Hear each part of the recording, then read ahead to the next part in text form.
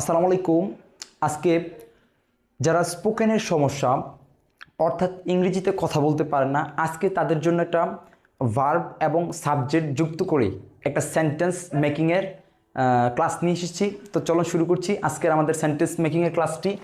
আমরা সাবজেক্ট হিসেবে জানি পার্সন আছে কয়টা, 8টা, এবং আমি এখানে একটা ভার্ব দেখিয়ে দিয়েছি। আমি আরও ভার্ব কীভাবে যুক্ত করবেন এটাও দেখিয়ে দিব।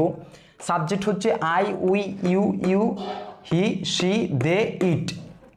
এখন আমরা ভার্ব যুক্ত করব, যেই কোনো ভার্ব আপনি যুক্ত করতে পারবেন, কোনো সমস্যা নেই।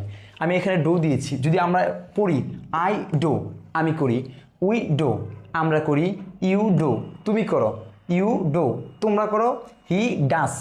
হি এর সাথে শি এর সাথে ইটের সাথে কেন ডাস বসেছে? কারণ he, she, it third person singular number, ভার্বের সাথে এস অবলিক ইএস যুক্ত হয়, এই জন্য ডাস বসেছে, ডু না বসে। হি ডাস, সে করে, শি ডাস, সে করে, দে ডু, তারা করে, ইট ডাস, ইহা করে। এখানে যদি আপনি গো দেন তাহলে কি হবে? আই গো, আমি যাই, উই গো, আমরা যাই, ইউ গো, তুমি যাও, ইউ গো, তোমরা যাও, হি গোস, সে যায়, শি গোস, সে যায়, দে গো, তারা যায়, ইট গোস, ইহা যায়। এখানে আপনারা চাইলে ভার্বের জায়গায় গো, ইট, রাইট,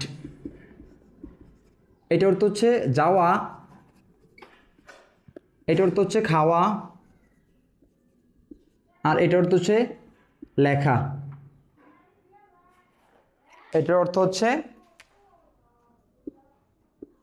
লেখা। আপনারা এই তিনটা দিয়ে কিন্তু চাইলে কি করতে পারেন, এখানে সেন্টেন্স মেকিং করতে পারবেন। জাস্ট আপনাকে পরিবর্তন করতে হবে ভার্বটা, আর ওই ভার্বের অর্থটা আপনি জানতে হবে। যদি আপনি এগুলো জানতে পারেন তাহলে আপনি এভাবে সেন্টেন্স মেকিং করতে পারবেন ইনশাআল্লাহ।